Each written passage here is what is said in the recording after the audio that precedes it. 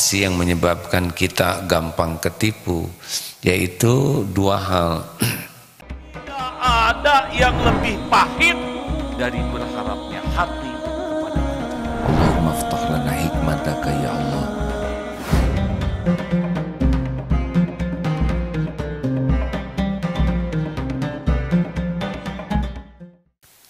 Nah, rekan-rekan sekalian, kita punya musuh, setan. Setan tidak kelihatan oleh kita, tapi setan melihat kita. Setan full, kesibukannya itu full 100% untuk menipu kita, dan kita sangat jarang menyadari bahwa kita sedang diperdaya, dimusuhi, diperangi, dijerumuskan oleh setan. Sedang mereka fokus, kita tidak fokus. Kemudian mereka keroyokan dengan berbagai tingkatan tipu dayanya, sedang kita sendirian. Nah, kita berat menghadapinya kecuali kita ditolong oleh Allah. Nah, pertolongan Allah terhadap para setan yang menipu yang tidak kelihatan oleh kita ini diberikan kepada orang-orang yang betul-betul beriman, bertawakal dan ikhlas. Nah, jadi kita tidak harus bertempur dengan setan dan tidak kelihatan oleh kita. Tapi kita harus menggunakan sarana-sarana yang dijanjikan oleh Allah sehingga setan tidak berdaya menipu kita. Jadi begini rumusnya, setan itu ciptaan Allah. Tugasnya menipu kita, menyesatkan, menggelincirkan. Memang tugas dia begitu, pekerjaan dia. Nah, kita kalau harus sibuk bertempur dengan setan ya tidak kelihatan. Dan kita juga tidak disuruh bertempur dengan setan ini, tetapi kita disuruh berlindung kepada Allah. A'udzubillahi minasyaitonirrajim. Dan juga kita jadi orang-orang yang ikhlas, orang-orang yang tawakal. Nah, itu tidak berdaya, setan itu memperdaya. Nah, jadi apa sih yang menyebabkan kita gampang ketipu? Yaitu dua hal. Satu subhat, yang kedua syahwat. Ini gerbang tipuannya itu subhat dan syahwat. Nah, untuk mengatasinya subhat ini adalah dengan ilmu. Keraguan ini jawabannya ilmu. Makanya orang-orang yang ragu ke Allah, kurang yakin ke Allah, kalau tidak pernah belajar ilmu agama dengan benar, terutama ilmu tauhid, ilmu mengenal Allah, maka dia tentang rezeki ragu, tentang kemuliaan ragu, tentang segala hal jadinya ragu-ragu. Beda dengan yang yakin ke Allah. Makin yakin kepada Allah, subhat ini makin segera diatasi. Makanya orang-orang yang dengan ilmunya dia akan jadi ahlul yakin, maka dia akan betul-betul ikhlas dalam melakukan apapun dan tawakal kepada Allah. Jadi kalau subhat kuncinya ilmu. Jadi kalau kita ingin ditolong Allah, maka kita harus berilmu. Ilmu terpenting dari semua ilmu penting, ilmu agama. Nah, ilmu terpenting dari ilmu agama, semua ilmu agama itu penting, yaitu ilmu mengenal Allah, ma'rifatullah. Jadi kalau kita tidak mengenal Allah, ya kita nanti susah ikhlasnya. Kita nanti akan beramal lebih sibuk ingin dinilai orang, dipuji orang, dikagumi orang, dan susah tawakalnya. Kalau orang belum mengenal Allah, dia akan bersandar kepada uang, kepada tabungan, kepada suami, ke istri, kepada gaji, kepada aset, kepada relasi, kepada orang tua. Jadi hatinya akan bersandar kepada selain Allah, dimakan di sini, ya.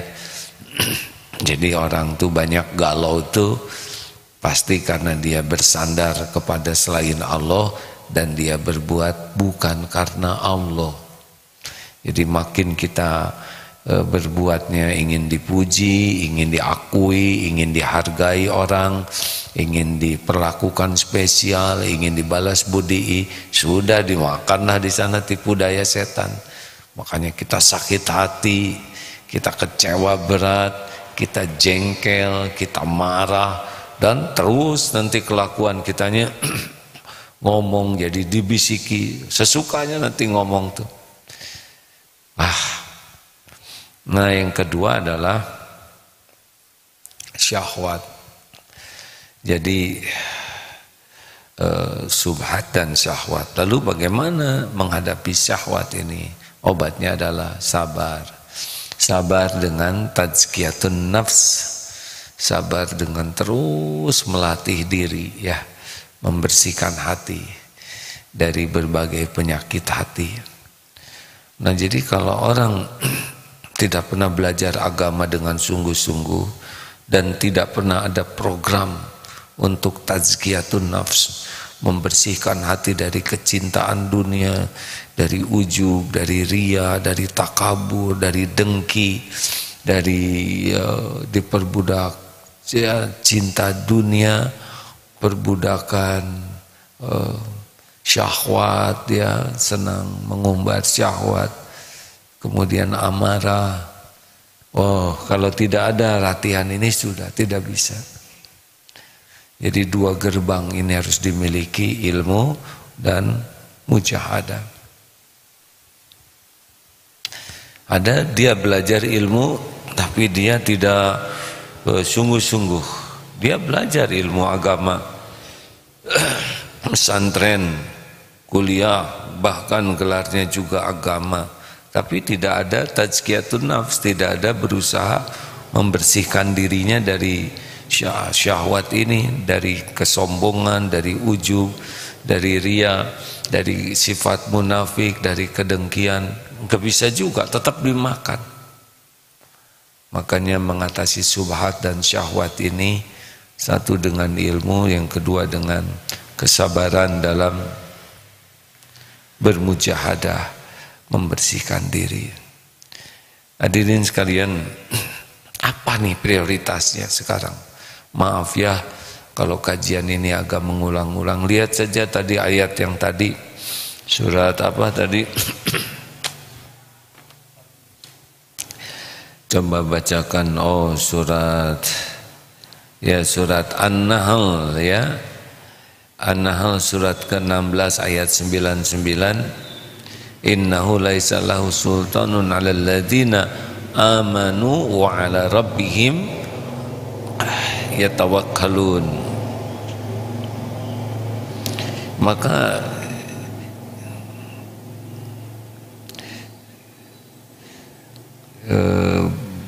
ya, dan surat Shad, ya, tadi illa ibadaka minhumul mukhlasin. Jadi demi kekuasaanmu aku akan sesatkan mereka semuanya, illa ibadaka minhumul mukhlasin, kecuali orang yang ikhlas. Nah ini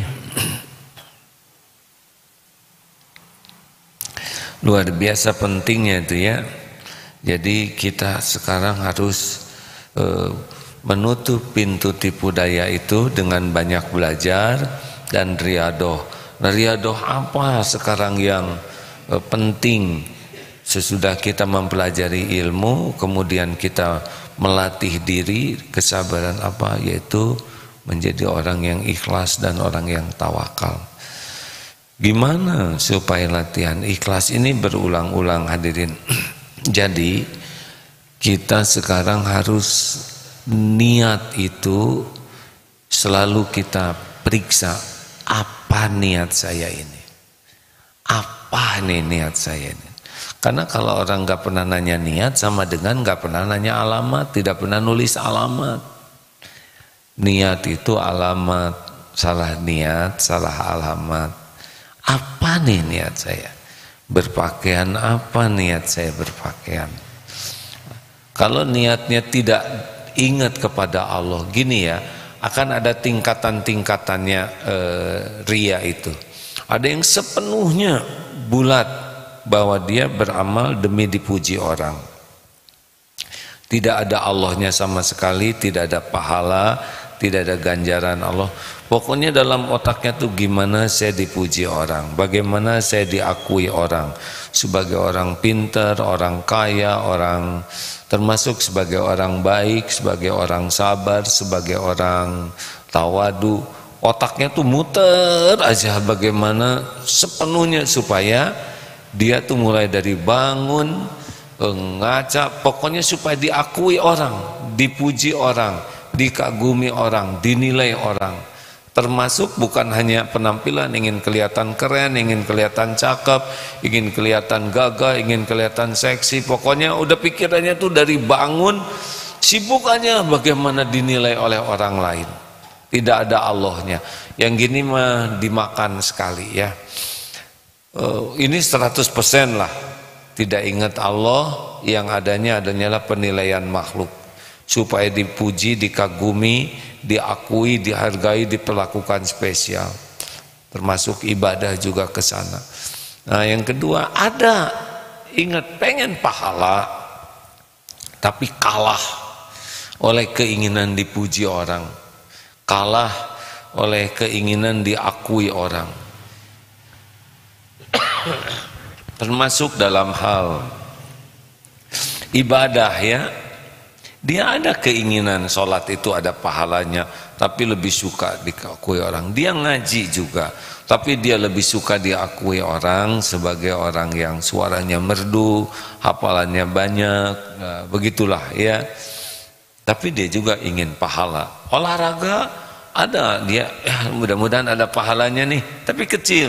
Dia lebih ingin diakui sebagai orang yang kuat, terampil, hebat, jagoan, tidak terkalahkan. Pokoknya mah lebih sibuk walaupun ada ingin pahala.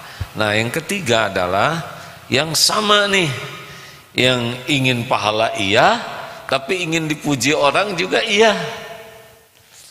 Nah, ini pergulatan nih. Aduh, saya teh pengen pahala, tapi pahala iya, dikagumi orang iya. Ini ada yang di sini nih. Senang dia sholat dapat pahala, tapi dia juga ingin diakui orang sebagai orang yang sholatnya khusyuk. Senang dia ngaji ingin dapat pahala, tapi dia juga ingin dikagumi orang sebagai orang yang ngajinya indah. Ada pergulatan. Ada lagi yang ke tuh 2, 3, 4. Yang keempat, nah ini sudah lebih dominan pengen pahalanya, tapi seneng-seneng juga dipuji orang tuh, seneng gitu ya. Aduh, suaranya indah, alhamdulillah. Tapi lebih suka kalau dia dapat pahala, lebih seneng. Cuman tidak menutup kemungkinan ada celah-celah pengen diakui, pengen dikagumi. Nah, mudah-mudahan kalau yang ini nih oleh Allah ya berkurang sih pahalanya, tapi oleh Allah diampuni. Kalau yang tadi itu udah betul-betul menyekutukan Allah dengan makhluk. Nah, yang top itu sudah habis itu, pengen dipuji, dikagumi orang, dihormat-hormat orang, sudah selesai. Nah, yang ini yang rada sulit ditipu setan. Karena orang yang sudah yang kelima ini dominan di hatinya itu adalah penilaian Allah, ampunan Allah, kedudukan di sisi Allah, pahala dari Allah dalam hal apapun. Makan, dia mikir tuh udah bukan lagi wah kita makan di restoran yang mewah, enggak, yang paling penting makan jadi ibadah. Mana ini halal atau tidak, jelas atau tidak. Nah, selalu pikirannya tuh penilaian Allah. Kan ada yang untuk makan saja itu pamer, seneng makan di tempat mahal, kemudian dia potret makan di restoran mahal. Apa segala dipotret, betul? Bukan tidak boleh motret ya, tapi mau apa dipuji orang? Hanya makanan yang tidak jelas kehalalannya karena kerennya, nauzubillah. Berpakaian juga begitu. Bolehkah berpakaian rapi? Ya bagus atuh. Rasulullah juga segitu indahnya, tapi tidak diperbudak. Kalau giliran lagi nggak ada ya sudah nggak apa-apa. Tidak harus pakai pakaian itu yang membuat dia ingin dikagumi orang. Nah kalau sudah senang dengan penilaian Allah, dia akan susah setan itu nipunya ya. Dari pakaian susah nipu, dari gaya susah nipu, dari sikap susah nipu, karena dia udah tidak ada keperluan ingin dipuji-puji orang, dikagum-kagumi orang, diperlakukan spesial oleh orang. Nah ini harus dilatih hadirin, harus sangat dilatih. Ini teori ini bicaranya mudah, tapi dalam prakteknya latihan panjang. Nah latihan ini itu tidak bisa dengan baik kecuali harus ada ilmunya. Jadi memindahkan dari ingin dipuji orang ke ingin dipuji Allah itu harus kenal dulu ke Allahnya. Makanya tidak belajar tentang mengenal Allah, tidak belajar tentang apa amal yang disukai Allah, amal yang tidak disukai Allah, itu susah ikhlasnya, susah tawakalnya. Paling baru sampai ke tulus itu jadi nggak ngarep apa-apa. Misalkan menyayang anjing, menyayang kucing, maaf ya, menyayang binatang. Ada yang tulus saja menyayang, nggak ngarep-ngarep dari binatangnya. Tapi kalau kita kan tidak begitu. Kalau orang beriman, kalau mau sayang binatang harus lillahi ta'ala, hanya mengharapkan keridhaan Allah. Kalau gitu nggak ikhlas dong. Justru ini yang benar, yang disebut ikhlas itu ngarep-ngarepnya hanya keridhaan Allah. Kalau kita menyayang binatang nggak ingat ke Allah, berarti nggak jadi amal soleh yang sesuai tuntunan. Karena amal kan tidak cukup hanya baik saja, tapi niatnya juga harus baik.